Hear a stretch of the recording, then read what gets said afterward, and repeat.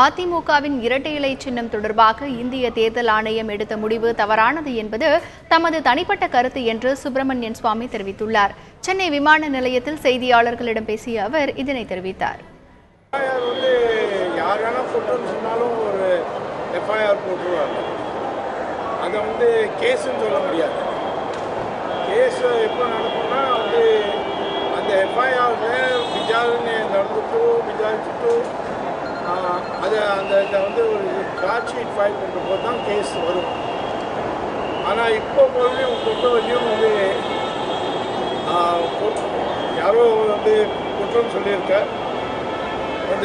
இவர் பணம் கொடுத்த எலெக்ஷன் கமிஷனுக்கு சிம்பிள் வாங்கிறதுக்காக முயற்சி பண்ணாருன்னு.